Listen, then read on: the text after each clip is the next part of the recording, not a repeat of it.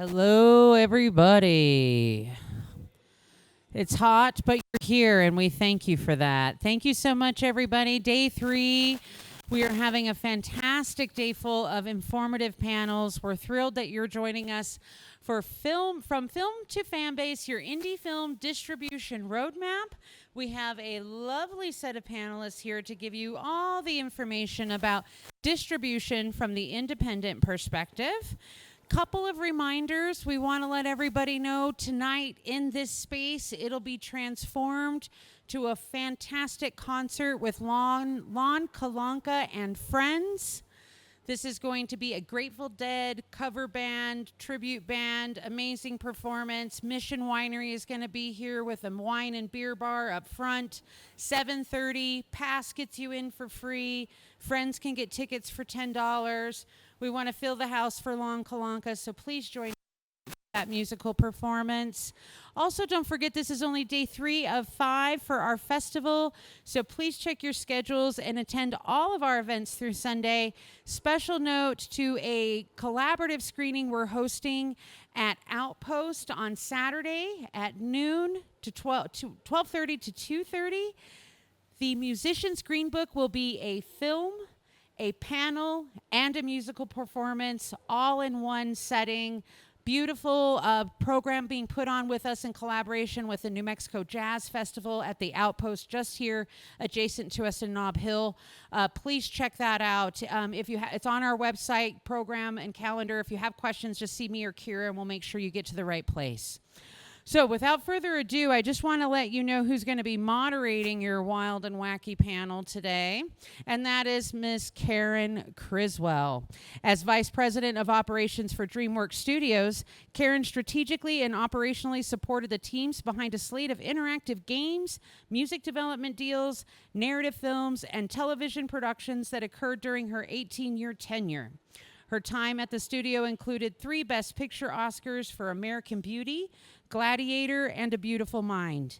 Karen left the studio in 2014 to focus on independent production consulting and creative work in documentary, film, and emerging new media. Her client list includes Noman School of Visual Effects, Games and Animation, Kilograph, an architectural visualization company, and E1, an international production company. So without further ado, I'll give it over to Karen and enjoy the discussion. Thank you all. It's so great to be back. Can you guys hear me? I feel like I'm good. All right, awesome. It's great to be here again. This is my 4th AFMX, and I am now on the board of directors, and I love that you all are here today. I see some familiar faces, and I see some new faces, so welcome, welcome, welcome. I am going to introduce, starting on the far left, our panelists.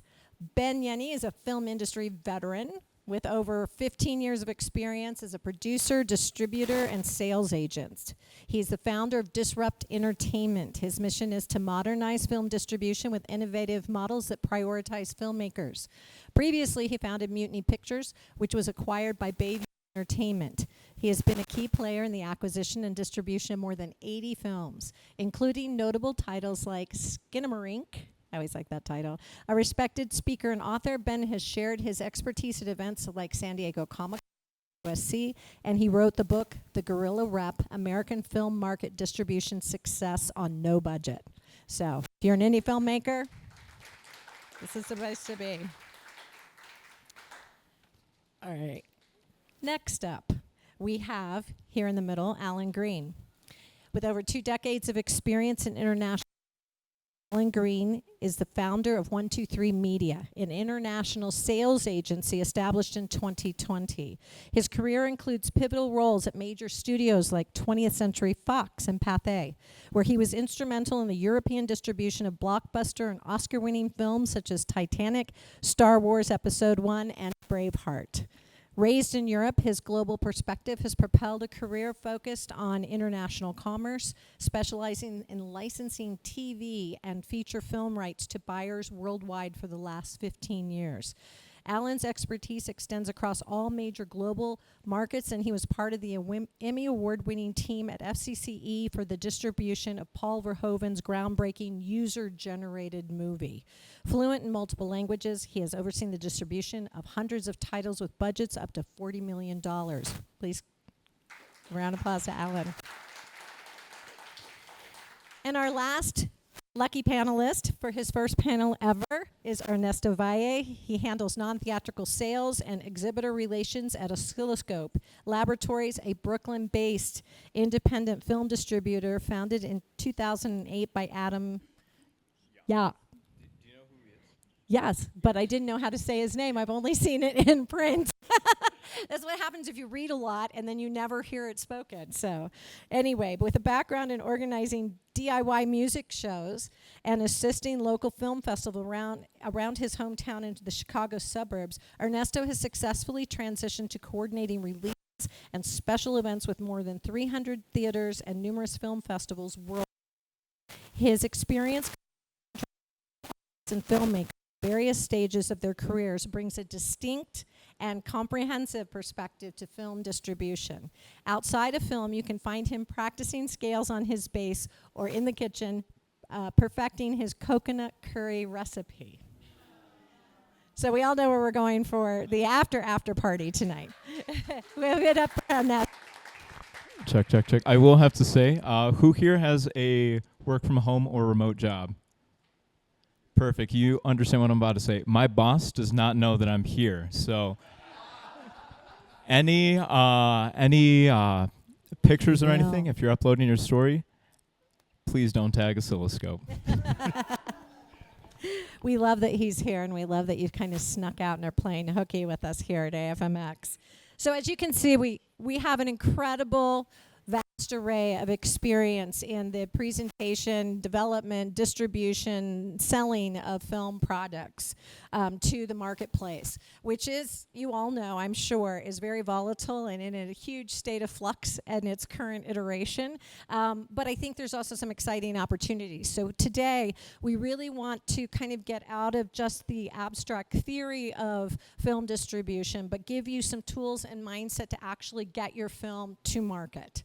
Because I think that's really what you want, right, as filmmakers? All right. So for the first sort of to break the ice, I'm going to do a round robin with our panelists and ask them if they could please, if they had to sum up their distribution philosophy in one sentence, what would it be? Ben, you want to go first? There's got to be message to the madness. Alan? Know what you're getting yourself into. And Ernesto? I guess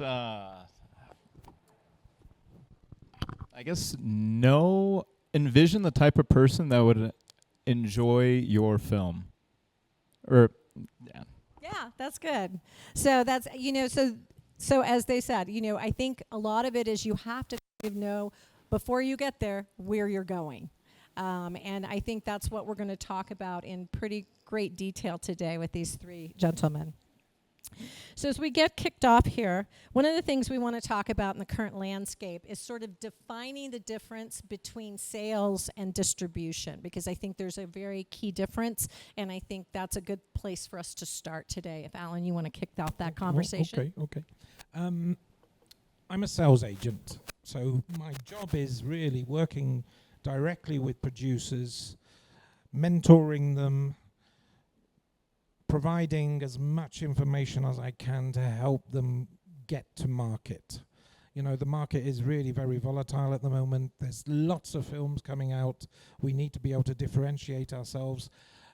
And the people I speak to are mainly distributors, and making sure that the package is correct for that distributor and identifying the right distributors, because they are, there's a few people in the industry who might not be the most,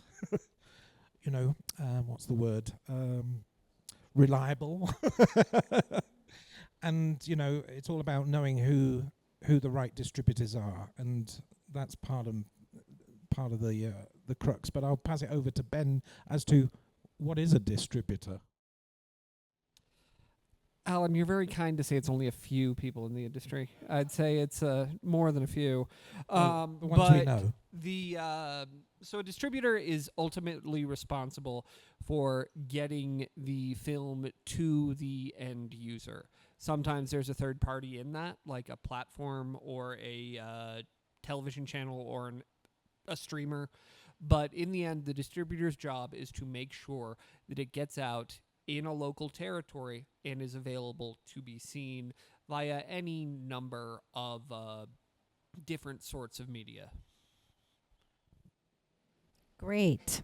So, given all of that, Ernesto, you're working a lot in the presentation, sort of theatrical, DVD and that type of thing. How do you see that piece of the puzzle sliding into the sales distribution sort of process?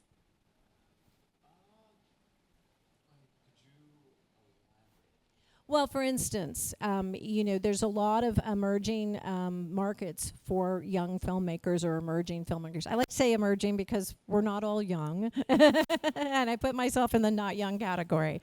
But for instance, there's a lot of conversation lately about streaming fatigue. And are Netflix and Amazon really the right options? Is it better for emerging filmmakers to go with VOD? Why would they want to try to choose a theatrical release? And how do you guys as sales agents and distributors, how do you fold the type of presentation into that model that Ernesto is sort of steeped in? So I would say there's definitely, as an emerging filmmaker, I would argue that getting it in front of people in a physical venue and seeing it in person is going to help a lot, as opposed to, well, not as opposed, but the reason why I say that is just because you have to think about the quantity of the content that's available in either VOD or, there's trillions of hours of content out there, especially on YouTube. And I think by getting it in that, regardless of the size of the festival, it's always going to be you're always going to be progressing in that regard. But to kind of get it into those small festivals first, you are going to be able to build almost like a fan base from the very beginning, whether it's just people in your area or, in that specific town. It's sorry. Yeah. I think we're on. Is it working? No. Just have to keep talking. I find film festivals to be important for certain types of films. It's a message to distributors that it's gone through a filtration already and it's been picked up by a festival, so it can't be that bad. It also gives an opportunity for people to write about it, to write reviews, some press coverage, get some nice little quotes that we can put on the poster, and really add to the package, And on the other hand, when we were talking about there's so many options nowadays, I always say, Netflix isn't the only, there's other airlines we can fly with. I think is important here, especially. Yes, yeah, absolutely, and that's the main game at the moment. Is there is a vast amount of different distribution channels we can take things out to, and the main thing as a sales agent is to identify the right channels and not place it through channels which aren't really that suitable or don't give the attention or the awareness to that type of genre of film or that type of movie it is. So, yeah, that's my penny's worth there. Ben, did you want to tag on to that? Yeah, so the biggest reason it ties on to what Alan and Ernesto were saying,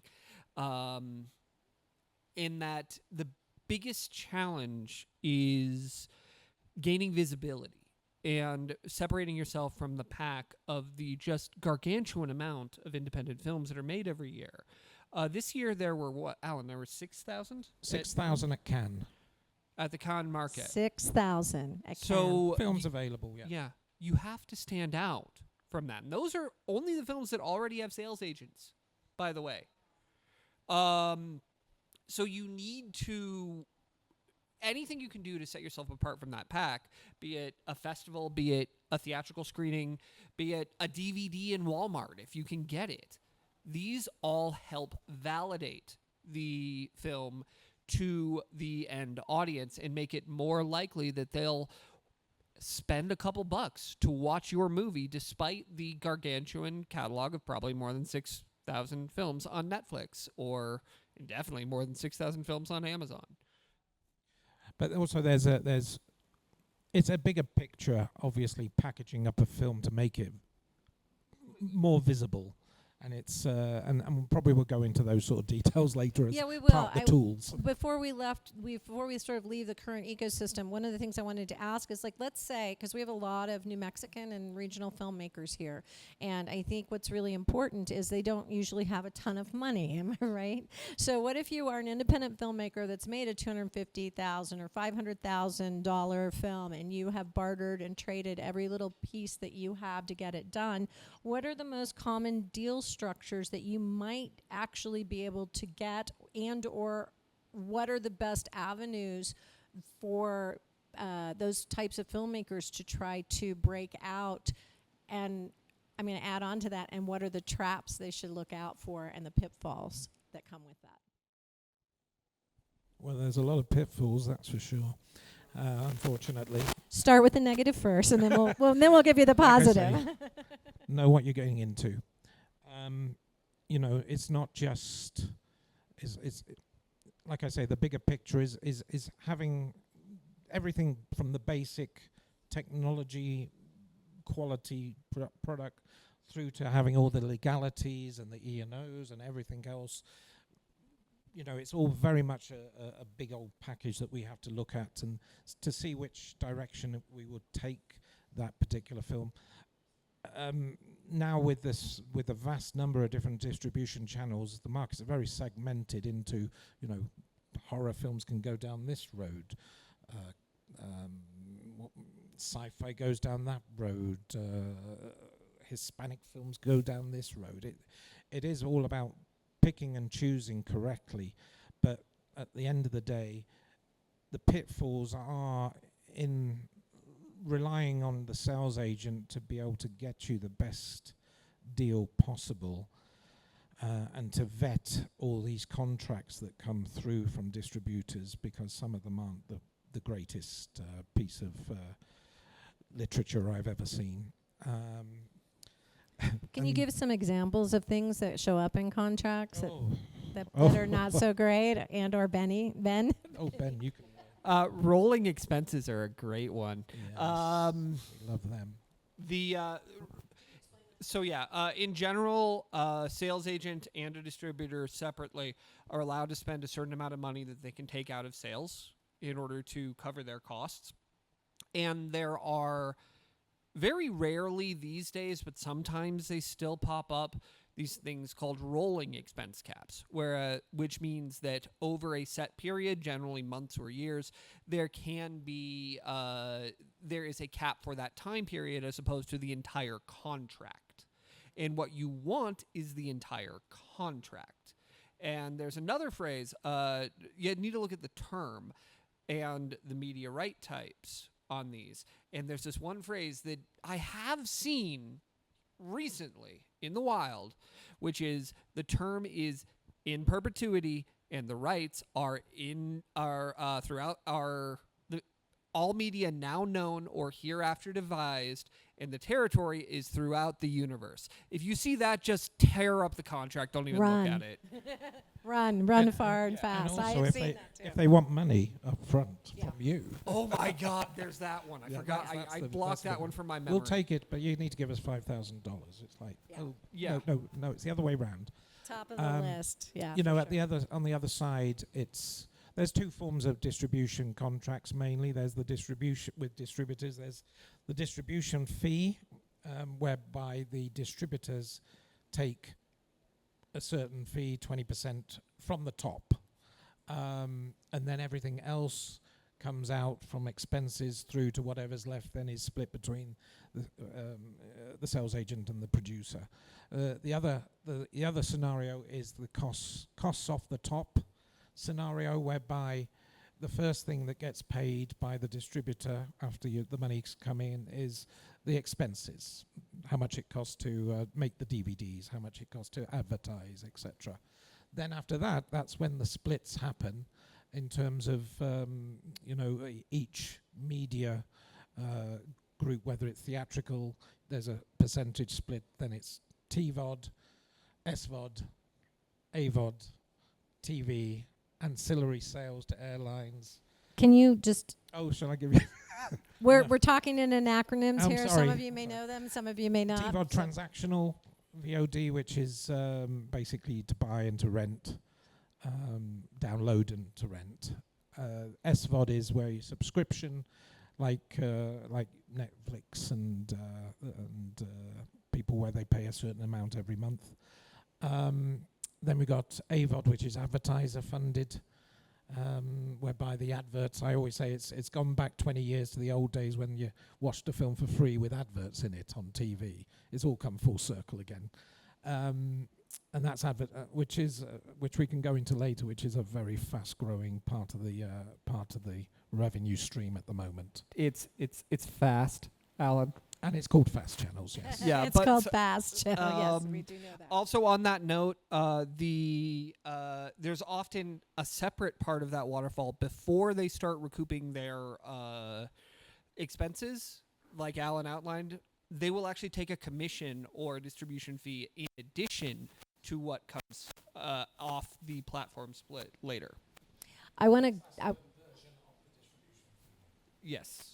I want to insert right here because you mentioned the word waterfall. And revenue waterfalls are how the deal gets crafted. But as you explain a little more about that, how much money actually winds up flowing back to the filmmaker, realistically?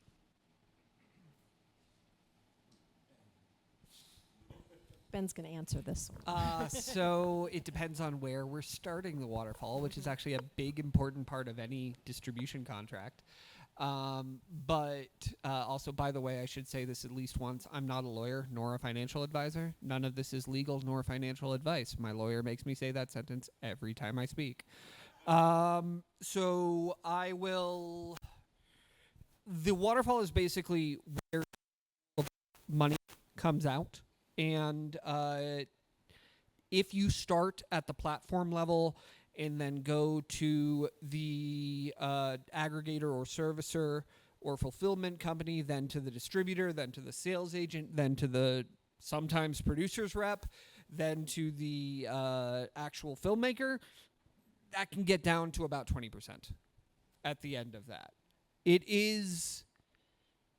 Some of those are completely unavoidable steps, particularly the platform fee. Nobody can talk Amazon out of taking their 50% on their transaction. It's just not going to happen. But maybe you can cut a few people out for being direct, but in the end, you are going to end up paying a pretty significant portion to people in this waterfall. Now, having talked about streaming a lot, Ernesto with theatrical, and how does that work financially for the filmmaker when they come to you or you guys pick up a project and you four-wall it or you present it in whatever manner that you do? Like, how does that differ, or how is it the same? So for four-walling, for example, that's... Which is showing it in a theater for all of you who don't know that already. I just always, I'm just very aware that we speak a language in the film industry, and sometimes you know that as an emerging filmmaker, sometimes you don't. So I'm sorry to interrupt you. No, it's all good. Well, especially with even getting the distribution to get that deal to begin with, it's also about just like knowing how far you are into post as you're approaching these distributors, because if you just finished wrapping but there's still a lot of money to be spent, that is going to affect how the deal is going to get made. So some people do come in with a little bit of money to begin with for that marketing budget, but it still varies, from situation to situation, especially on where people are at. Do you tend to pick up films that are still in post, or ones that have had a festival run, or have already gotten some notoriety? What works best for an indie filmmaker that's trying to make a stamp? So for Oscilloscope, since it's kind of it's not obviously like in the big indies like a Neon or an A24, but we do have a majority of the acquisitions kind of coming in from, Venice premieres or Toronto International. Like, it's usually more directly from the festival, because kind of like how Alan was saying, there's I would describe being just the process of finding that next release. Imagine a very attractive person's inbox in a dating app. You are just going to have hundreds and hundreds of people, and they're all great personalities, everything. How do you kind of find that diamond in the rough if everyone is shining a little bit? So the beauty of festivals, and that's why I was very, I came up here and I was like, festivals, is that it makes it much easier to present that to a distributor, just because, how Alan was saying, it's already been filtered out a little bit. And, even then it's a little unpredictable, because, you could have a film win, a major award at a big festival like Tribeca or something, and not be selected for, another big American festival. It's very much, there's just a lot of volatility and a different amount of variables, but... Well, yeah. and that leads me to my next question, which is, can you, each of you, if you have one, share an example of a project, an indie film project that kind of broke out and that did make it and sort of broke the rules, or found a way to shine or rise above, or to call attention enough to itself that they got the deal? I have two. Okay. One would be Skinamarink, which was shot for, I don't think I'm allowed to say the actual number, but let's say under $50,000, and its opening week at the box office made about $3.5 million. And it was a found footage movie that just happened to hit the right zeitgeist at the right time.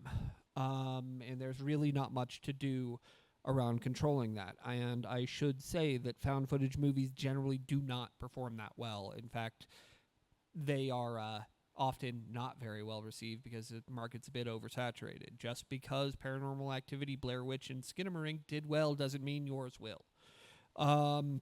The other one that was probably more surprising was I Am Lisa, which is a horror film. You can watch it on Tubi and all the AVODs. Several high-level industry people, when we got this, said it was, I'm quoting directly, pure drivel.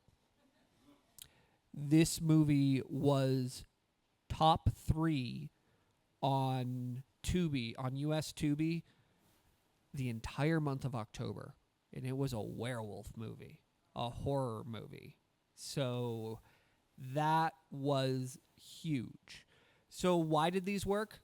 Nobody knows all of it. I do think that part of Skinamarink were some of the indigenous undertones of it. I also think that I Am Lisa, a big part of it was that it was kind of a low-key lesbian superhero movie. And I get a lot of pushback when I say that. But I do think that it is an undeniable part of the success of that movie. Because it was about a woman who had a hate crime pushed against her because she rejected the advances of the sheriff's daughter. The rest of the movie was her taking revenge on those who assaulted her, and with her new werewolf powers. So that was it. It was a werewolf movie. Yeah. Well, I have some questions that I wanted to before we move on to sort of the next phase of our conversation. Alan, I wanted to ask you, given your global sales background, where are the most surprising territories right now for U.S. indie films to find an audience? Yes, it's strange times at the moment, and it's very volatile, as we all know. But yeah, American films always play very well across the world. People would sooner have an American film than they would have a film from Bosnia-Herzegovina, or for example, or Algeria. They'll go for the American film. At the end of the day, some markets are flourishing at the moment. The Russian market is particularly doing good business, mainly because the studios have pulled out. So there is a big opportunity for independent films. And they are paying a little bit more above what they used to as well, which is one of the very few countries we can actually say that for. And they have a very solid system there. It's all very regulated, so I don't have any issues necessarily. The issues is always I always ask the producer, do you mind us sell it? We had an offer from Russia, are you willing to go ahead with the deal? Because of the political situation. So far, I think 100% of the producers have said yes. I want the money. Thank you very much. But they're doing particularly well. Some of the Asian countries aren't doing well at the moment. Korea's going through a very bad patch. Japan tends to stick to their own, what they like. Europe's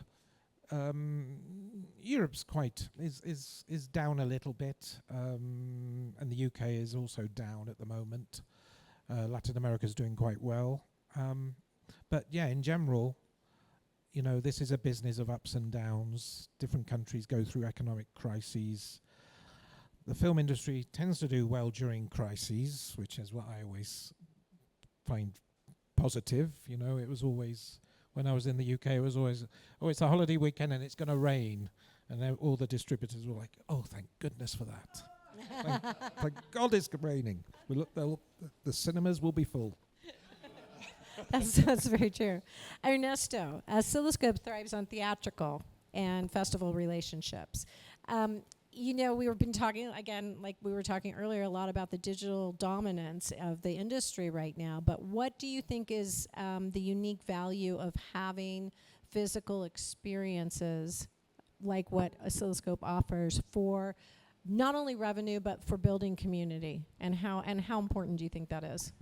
Well, there's also, kind of like how I was just saying how festivals kind of filter out, so there's already like a standard level of quality.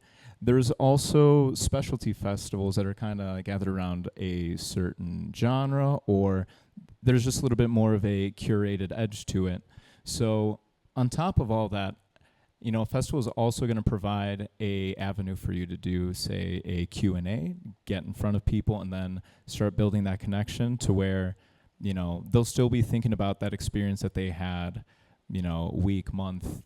It's just going to be a lot more of a, personal experience, and that's really the value of festivals, is just kind of being able to get that feedback, see how people feel about it, and then of course, I've already said it a couple times, it's always good to have,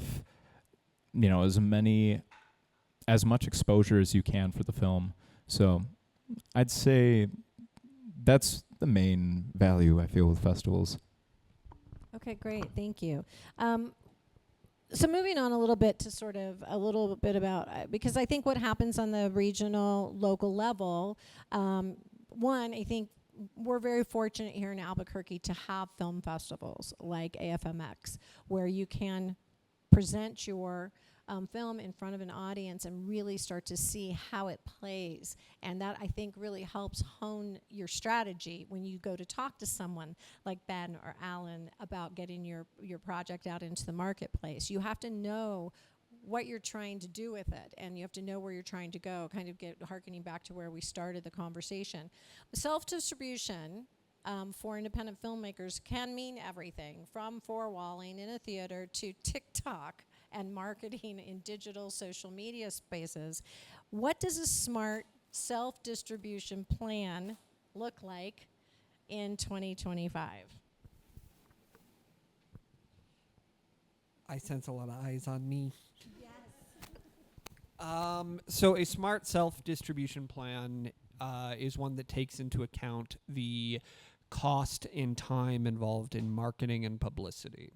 Because while it has become easy for you to distribute your film by yourself, which is the process of making it available to be bought or sold, it is, if anything, harder to market your film than it used to be, because there is so much more noise in the marketplace. So the first thing is figuring out your audience and figuring out where they are, and then how to reach them and gain enough of their attention to actually stand a chance at getting them to buy or rent your movie for $5 or $10, and instead of watching Con Air for the 47th time.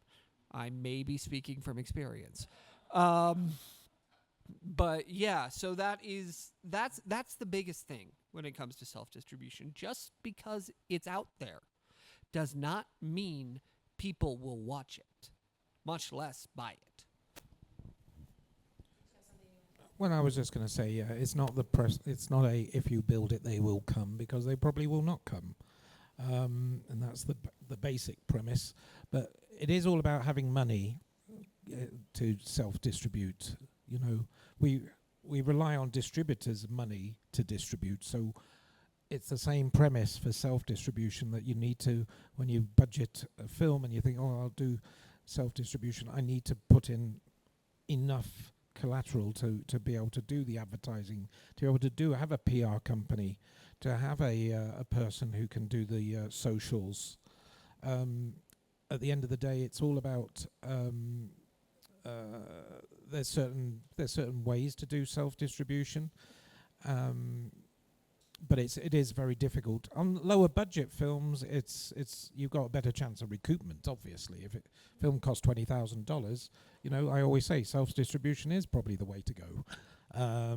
But if your film cost $500,000 or $250,000, you know, that's a big leap in terms of trying to get it and to get the money back, because it's not going to happen on lots of these little AVODs channels. It needs to have a distinctive plan or a bigger fish to push it through, because a lot of these distributors have got, you know, relationships with channels which allows them to get their films in a higher level of visibility than what you could possibly do. But yeah, it's all about the money.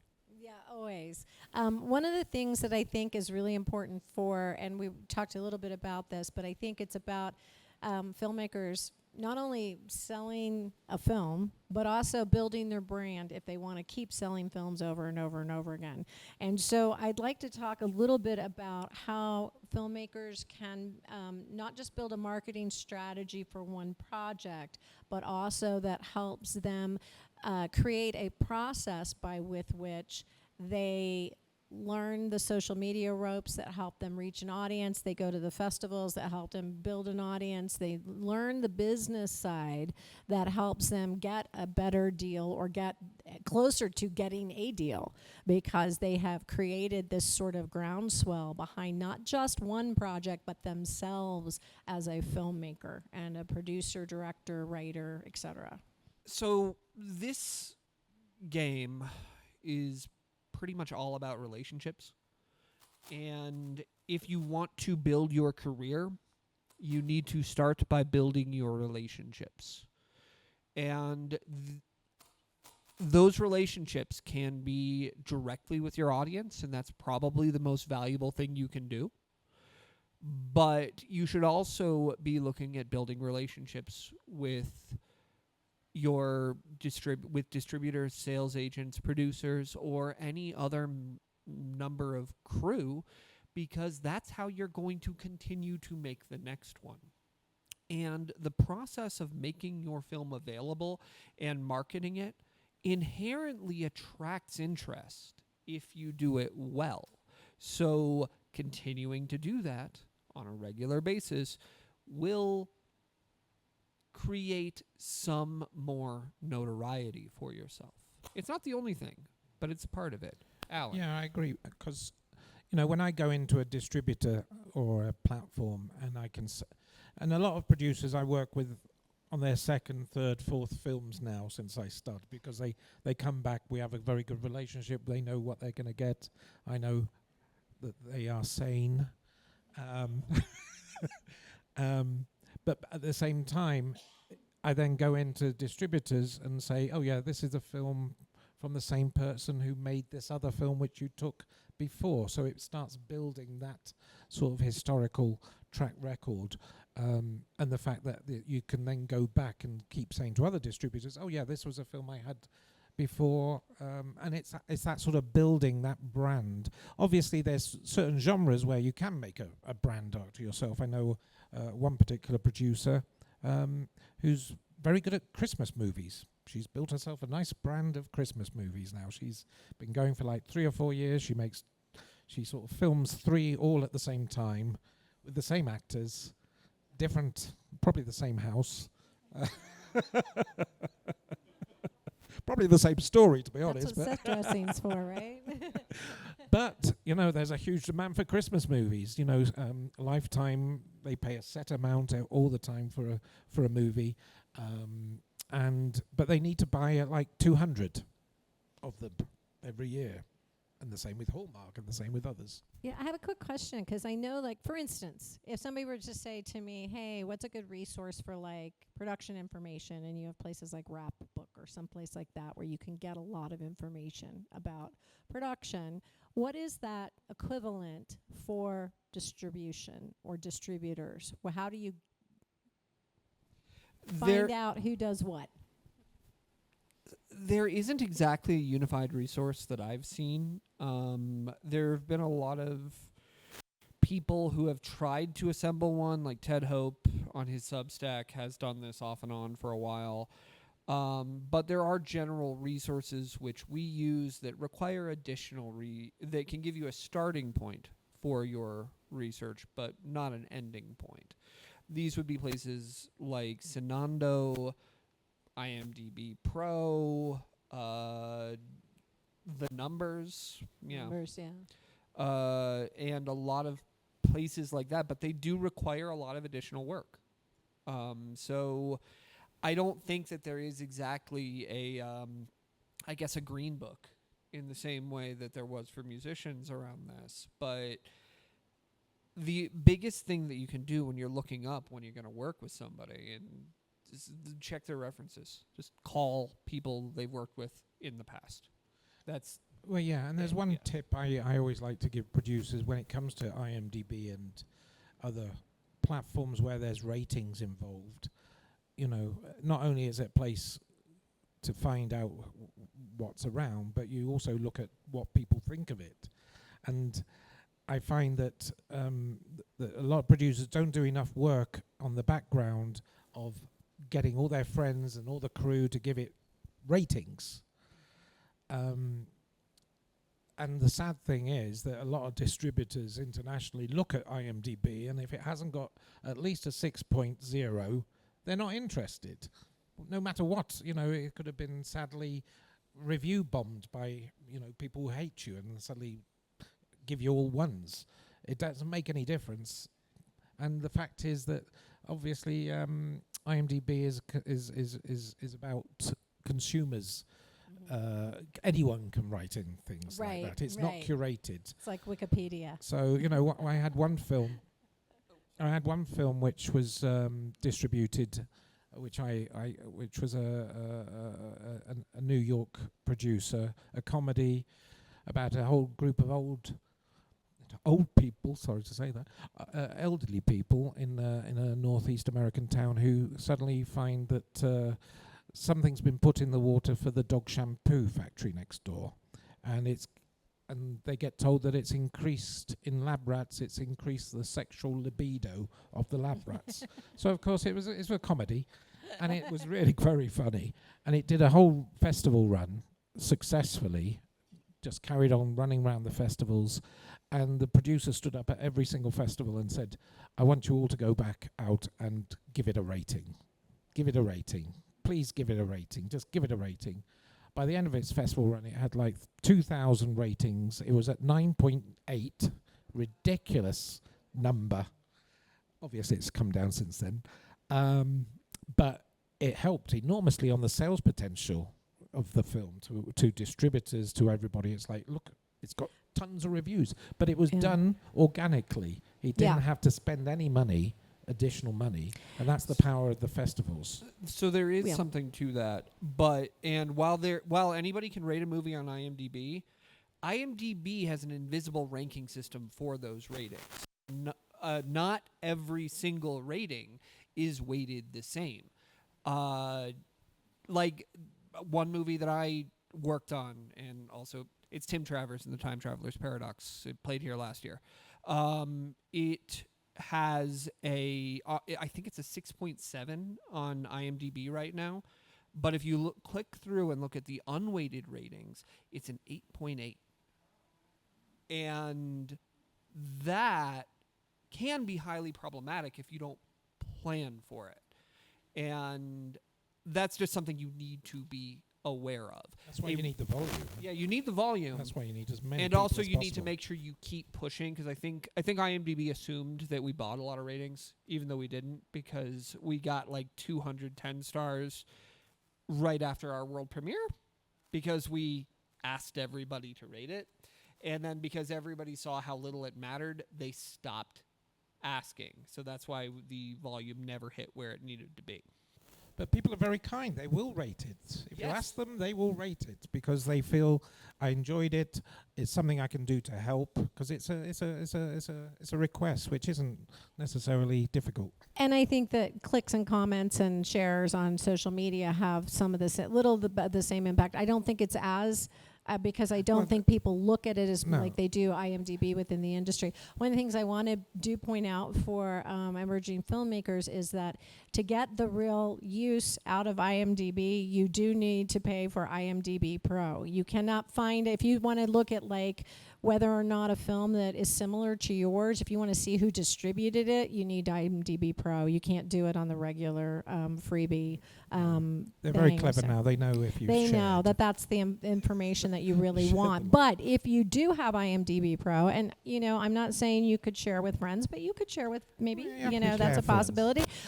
Is that you can go in and you can look at who distributed it, where it got picked up, and all of the different numbers on it and stuff like that. That does show up in the full bio of that film project in the IMDb. It doesn't always have the full picture. Not always, but it's got enough to get you go through.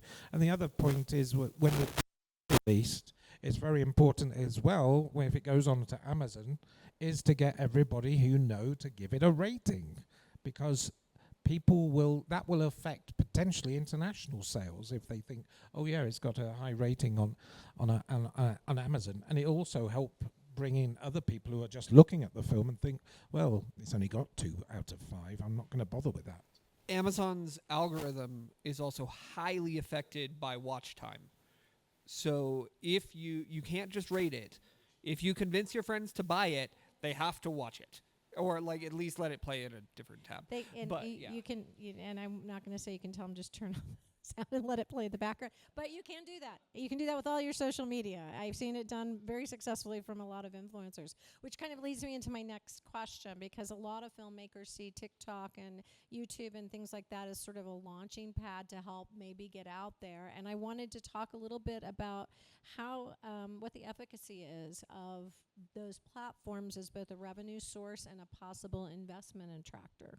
Well, it's interesting because social media is constantly changing, especially the algorithm. Like, most people think that they'll have a good strategy that'll get them on the most like For You pages or just through randomly scrolling, and then by the next week someone will figure out that if you do this certain thing or use this wording or whatever, that will wipe you out of the algorithm. And I've seen so many pages where they'll strike gold and it'll be a couple of videos and it'll be million, and 3 weeks later the algorithm realizes that it doesn't like them anymore, and everything after that's like maybe down to like 500, 1,000 views. And I mean, this is something that's very much even the biggest companies now, like, it's not guaranteed that even if you know all the tips and tricks to optimizing the algorithm, that video is going to be a hit.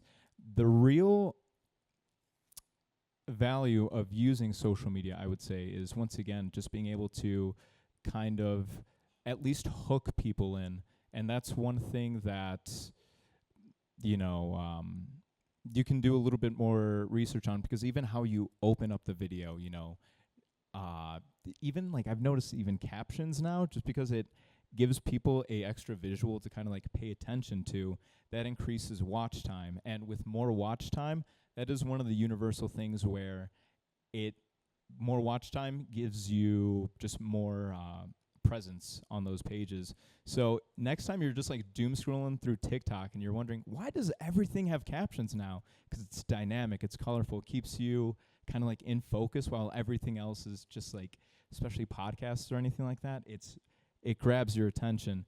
So where I would go with this is kind of do a little bit of research on what kind of hooks would work, and especially like one part of your movie where like without context, like it gets people interested and they want to see more. Not even per se like a trailer, but just something that can kind of break people out of that spell when you're just, you know, cat video, dog video, whatever. And then something completely novel comes in, and then it kind of checks off all the boxes on keeping you interested. And then from there, you do that a little consistently, you start popping up in those same pages, where these algorithms also know that if you kind of keep that watch time for a certain creator, even if you don't follow them, it'll still bring them back over to you. So if you can, you know, land that maybe a second time, or even just the first time, if you get a couple follows, that already works. But it's kind of just about having a little bit of just working towards that like tenacity and just keeping people interested. And once you kind of have even like a small following, being able to direct them to whether it's available on video on demand, on Amazon, or at a film festival, it's kind of just being able to get people and then being able to take them somewhere, I guess. I think too that, and I'll let you speak in just a second, but I think too that it changes on a regular basis. So I think to really be successful in any of these sort of social media platforms, you got to kind of live in them, or you find someone that's a good friend who is very good at social media and let them live in them for you. Ben, what did you want to? So I think there are two things here. Think to decide what you're trying to do with social media. If it is more brand engagement and a way to sell your other content, your long form content, that's one thing.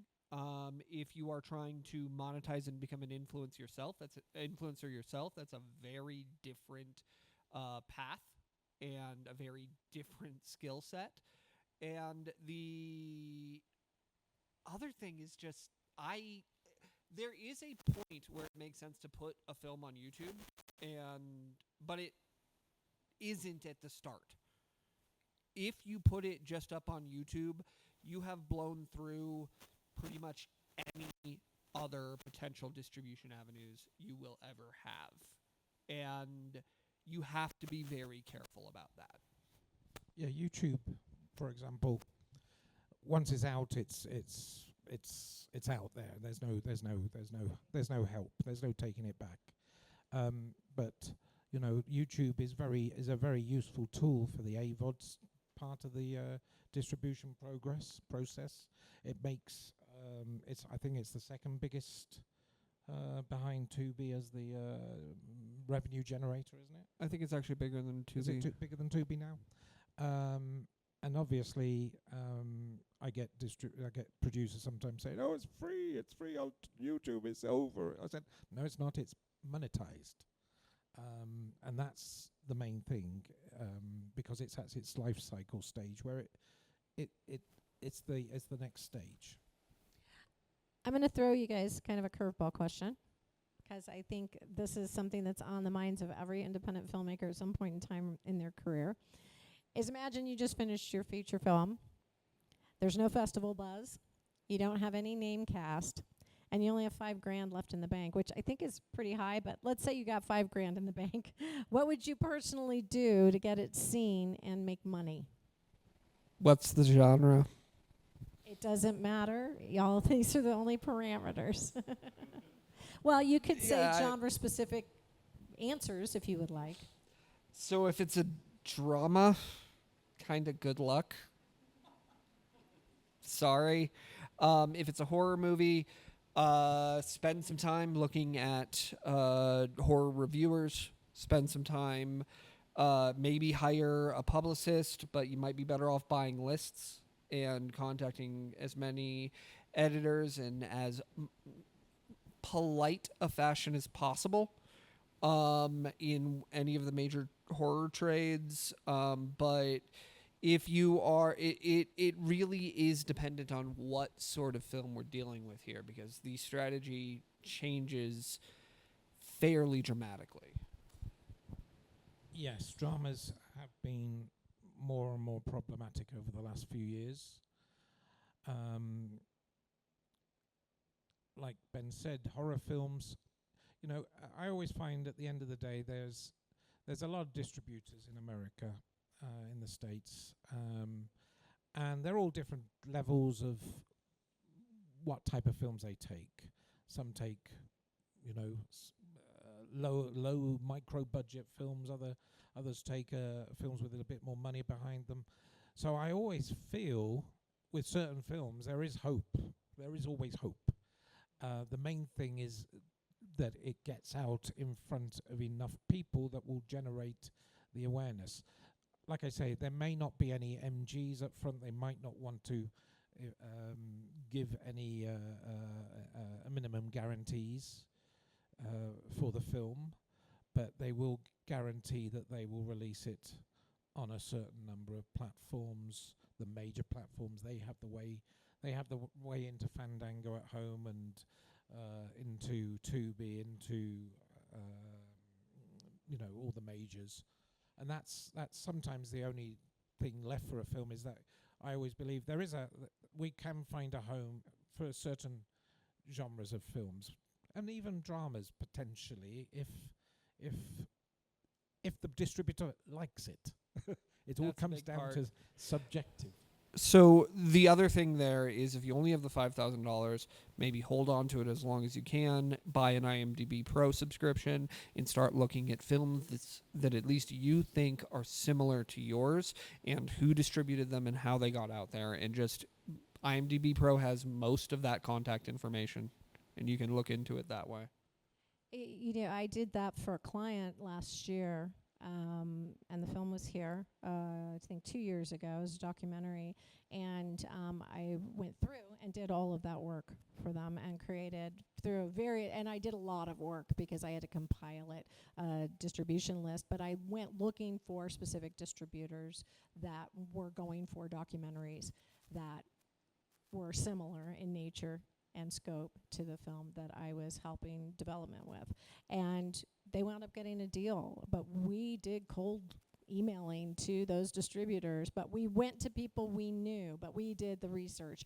We worked on the hook in the email. We did all the things you're supposed to do, but it was a lot of work, and it took us several months, but he wound up getting a distribution deal with Gravitas and for his documentary, which I think was really an amazing thing. And I did the same process with another filmmaker and got to Vision Maker Media and got money so that he got on PBS. So you have to do the work. You have to do all of that groundwork. It's really intensive, and like Ben was saying earlier, there's not a central location of information, but luckily we have Google and it will search the entire internet for you for things that are similar to what you're working on. Yeah. We also have AI now, and it can be very useful for this sort of. It's a great research yeah. assistant. Yeah, absolutely great research assistant. But if there's you get the right always there's distributors are always looking for volumes. There's certain distributors who look for volumes of films, so obviously they're going to be potentially interested, just to generate. I want to switch it up a little money. bit to like sort of local filmmaking, because we are here in New Mexico and Albuquerque. We do have Netflix, NBC Universal, and there's been a lot of push here for the film industry. But I think we're still working on building an infrastructure that really supports local filmmakers. And I think that's something that I know most of the people I've talked to are really interested in building and doing. how can local filmmakers, whether in New Mexico or at other little regional hubs that are on the cusp of moving into, you know, the film industry in more full force, how can they leverage local culture, local resources, local audiences to help them kind of break out beyond just their local pond that they are in?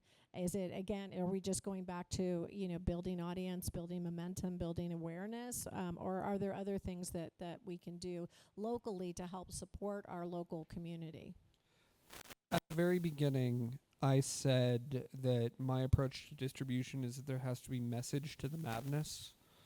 And that is because I think that the only way you can actually have a chance at breaking out in this industry right now is to focus on genre pictures. Like, and by that I mean horror, action, thriller, and weirdly family, like for kids.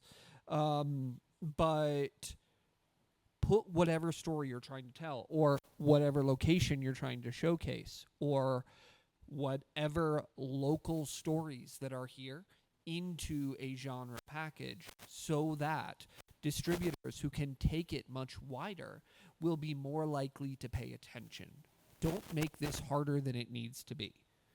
And it's a lot, and your job's going to be a lot easier if you work with genre pictures.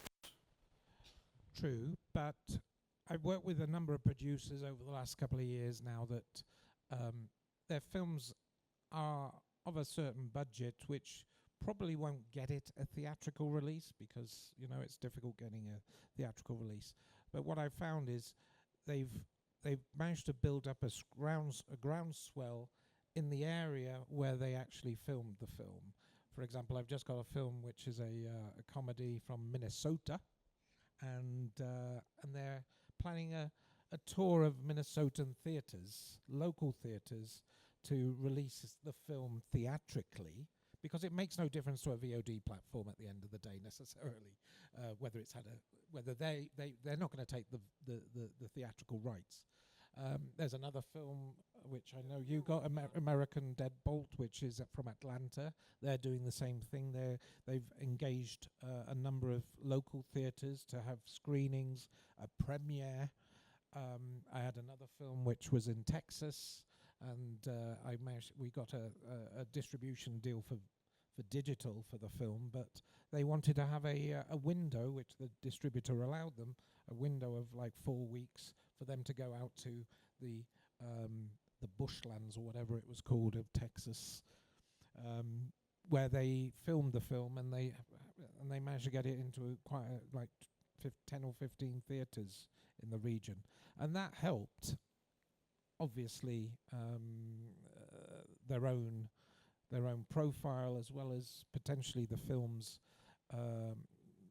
potential with the potentially with the digital platforms, because sometimes they look at things, and if it ever registered as having a theatrical, it might help lift it from the rest of the thing. So that's one option, is, you know, look at the New Mexican theatrical landscape of cinema and exhibitors, and start building up relationships potentially with them. Would you say that it's important to, like, you have your connections in New Mexico, but would you say that, especially since we're somewhat close to like SoCal, to also try and like maybe get out there when you can, just to establish those relationships? Or how far can you be just kind of being like within your own area, if that makes sense? It's all about your the range of your connections. If you've got connections in SoCal, yes, go in. But I'm not sure SoCal will be waiting having come from Southern California after 20 years being in the industry, I can speak a little bit to this briefly. But I think that, you know, one of the things that's great, and, you know, not to push AFMX again, but I think there's a lot of people who come to this festival who have strong connections there, and who I think you should. I cannot tell you the number of festivals that I have been to, and the number of cards or contact information that I have given out to emerging filmmakers, and I have said, call me. Crickets. And I have 18 years at DreamWorks Studios. I'm just using myself as an example, but I'm sure Ben can speak to the same thing, Alan and Ernesto. Like, when people say that to you, especially if they are established in the industry, call them, because you're not going to get that chance again. You should call them, you should speak to them, brain drain them, get as much advice as you can from them. If they're willing to talk to you for 30, 45 minutes, an hour, whatever, and we are going to have a Q&A later, so here shortly. But do that. When you go to festivals, don't just go and listen to the panel or go and watch the films or go to the music events. Talk to the people who are up on the stage, who are involved in the industry, who are doing what you want to do. The one thing that I took away from my time at DreamWorks, every time I asked for an informational interview with a producer or director or someone who was incredibly established in the industry, they were super flattered. People love to talk to people who want to do what they do. That's very true. And also there's kind of a special cheat around that exists now. It's called Start a Podcast and invite them on it. Most of us will show up because we like talking about ourselves. But I mean, that's kind of how I got my start. I did a lot of events like this, and I learned a lot, and I grew my network from that. So since we're on the New Mexico thing, one quick thing. Places like AFMX are making real efforts to bring out local films and broaden the horizons of local filmmakers. And I'm not sure if anybody here saw this. It was an official announcement on the social channels. But one way they're doing that is Disrupt Entertainment is offering a distribution deal to every feature-length official narrative selection for AFMX this year. So if Ben says, here's my information, call me, what are you guys going to do? What are some of the common mistakes that emerging filmmakers make in distribution or sales agent conversations? Like, what are the big top 3? No, do not do that. Ernesto, you want to start off? I would say just kind of immediately shooting for the stars, like right off the bat. It's very much a game of progression, like especially you're first going to want to meet a couple people like slightly above your level, or just at the end of the day, it's going to be hard to just immediately cold email someone at, DreamWorks, or like it's definitely just about taking it or going about it just like one step at a time.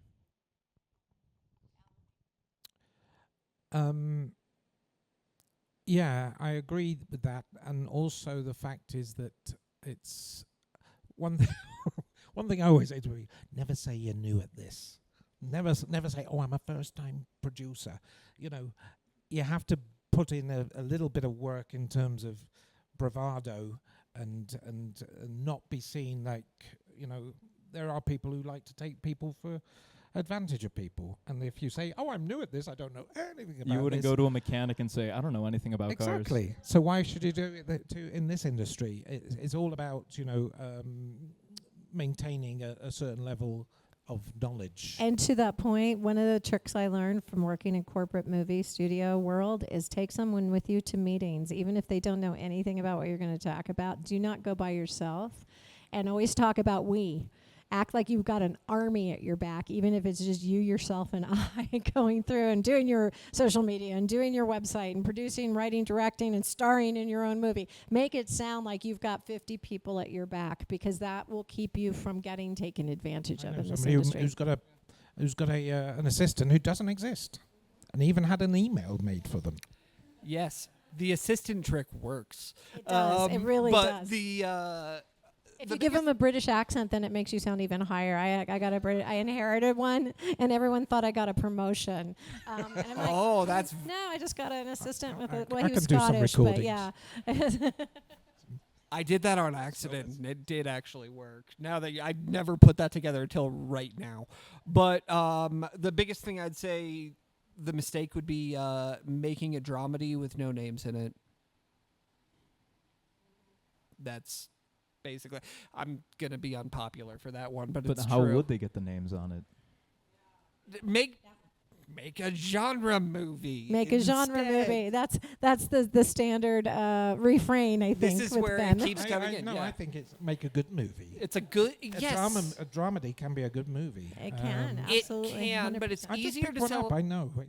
I feel. I this think film you is also I- need to explain to the people why you love genre movies so much and why it's such a. Yeah. go That's a ahead. good point. Yeah, so it is a very good question.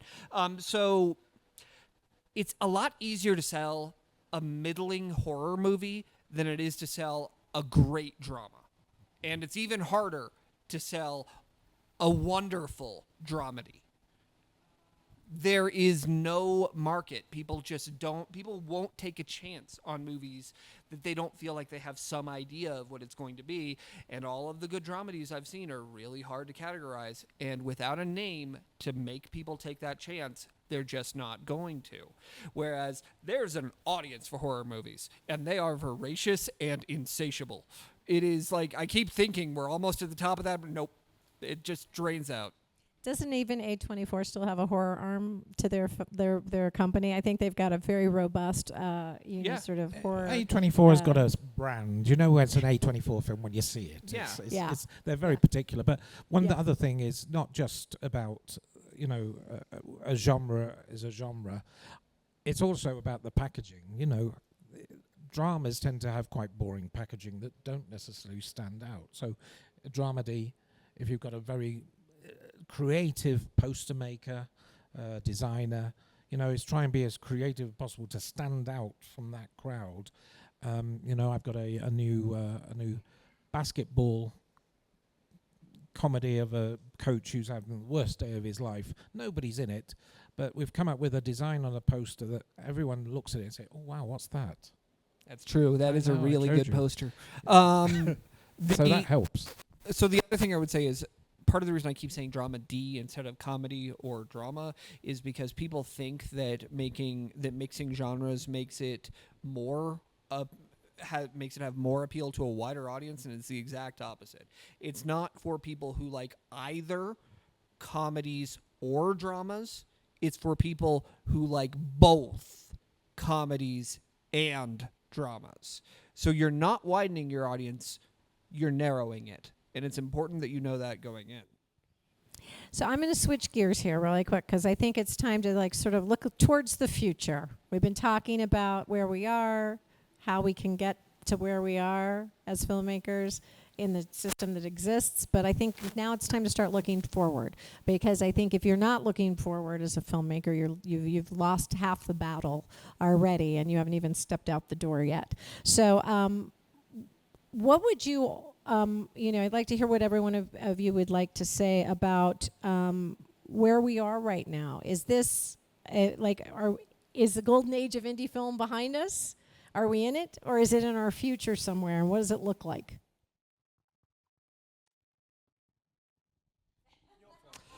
Oh God, we're all Look. going to die. No. Kidding, kind of. So I worry greatly about the state of the economy. And that is largely because independent film and film in general has thrived as a cheap option for entertainment. And now there are mobile games and short form video and a lot of other things along those lines are an adequate alternative that can take eyeballs and attention away from traditional independent film.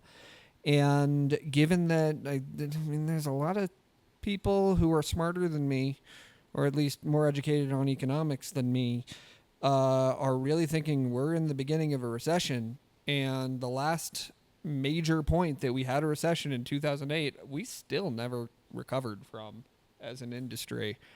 So if we have another one that looks like it could be even worse, I don't know. It makes me nervous.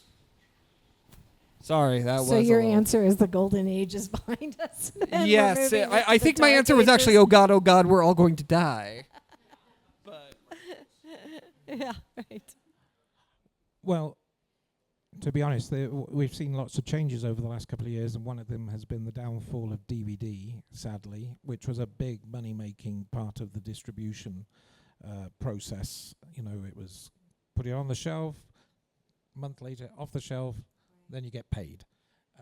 Digital is a lot longer stretch on the payment terms, and I think that opened up the floodgates with digital coming along, of too many films suddenly being made. Everyone thought that they could be a filmmaker, and it's generated a huge amount of, like we said before, that 6,000 films at Cannes. It's a ridiculous amount of you know, there isn't enough bodies in distribution to cope with that type of scenario. And the fact is that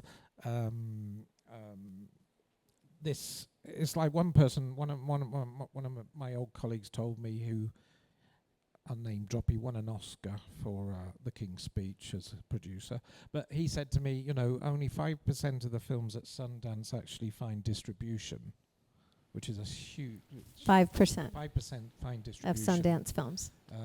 It's a couple of years. I don't know whether That it's seems changed. rather low. Well, this is what he said. From the festival, you know, because a lot of films picked up after the festival, but, you know, a lot of them are small films. And then he said to me, this is hearsay, but he said to me, of that 5%, only 5% of that 5% actually made any money. I'm wondering if it's 5% of the films immediately, within what time period? Because I think sometimes, I don't know. yeah. I'm just here saying it. Because But they're it's just scaling, really they're scaling, but it's really just making the point that there's a lot of films out there that will not see the light of day, and at this moment in time, there's a lot of them. So I think the golden age might still be coming, but at this moment in time, we have too many vying for that. As you were talking about the death of DVD, it made me think of the music panel where they were talking about still doing CDs as a musician, and having that CD to give to someone and sell to someone, or just to give to them as an audience builder, was still very viable. And I think that's still very true for independent filmmakers, that when you go to festivals and you're out there pushing your film, having that, it's like a calling card now. It used to be a great distribution moneymaker, and now it's been reduced to a calling card, but I still think having that physical item to give to people that they can watch can And be it's also helpful. part going back to the self-distribution. You know, there's ways of means, if you're going to self-distribute, do some DVDs as well. It also raises order. awareness. Yeah, go ahead, Ben. Yeah, then the other thing I would say on that is, even if it does get to the point where independent film isn't making much money, independent film does follow about 10 years behind the music industry historically. And right now, the only way musicians who aren't in the very top of their game, like Taylor Swift or Selena Gomez, or I will date myself if I try to keep going on that, are through merchandise and selling T-shirts and selling anything else like that, because it's the thing that they keep a significant portion of the profit on. And I think independent filmmakers need to be looking at branding their own films and finding alternate monetization routes as well, because if you have to give it away for free, you got to make money somehow. Well, and I think there's also the idea of experience, because with younger audiences, I think the experience of, you know, being a VIP, or, you know, upselling your, you know, get that if you come and you get a VIP ticket at a screening at local house somewhere here or something of that nature, as you're pushing your film, helping people get involved. One of the best things we ever did on a feature that I did was invite our investor to come to Universal Backlot and be on the set. And the next thing we knew, he was writing us an extra check. He was bringing in a sushi van. He had his son become an extra, and he became very involved in the experience of filmmaking. So I think the more you can rope your avid supporters into that experience, I think that creates a little ripple in the pond for how you can expand. I'm just going to ask one more question, but I think this is on everybody's mind. How do you see AI and emerging tech changing distribution of film within the next 5 years? Do you want me to? Yeah, you go, I haven't you gone go. first in a while. Yeah, you go. It's tough because especially like on the younger side, we've already seen how like technology is kind of I don't want to say a detriment, but there's definitely it's a stranger relationship, and I feel even now I see a lot of pushback from AI. Some people even boycott movies that are open about using AI.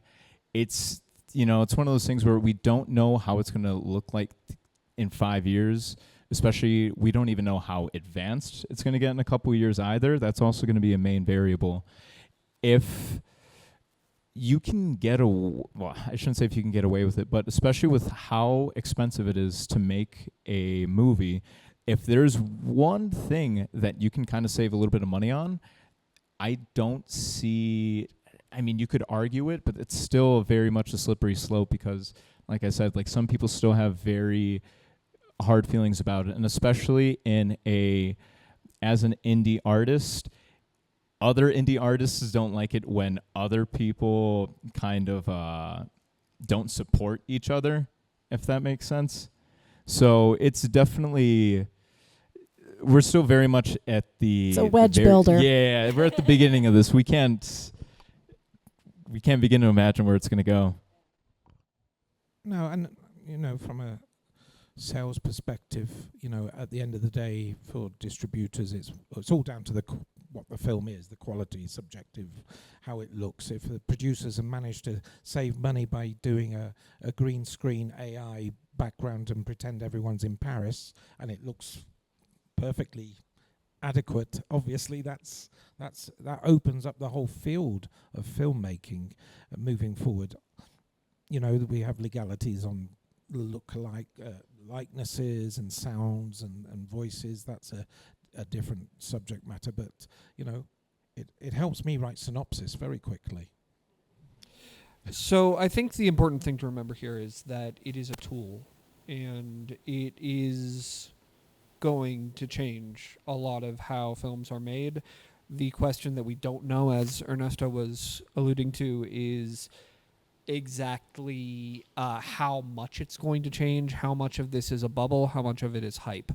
And we don't fully know. There are some incredibly impressive things it's doing, but whether or not it will continue to advance at that pace is a very different question.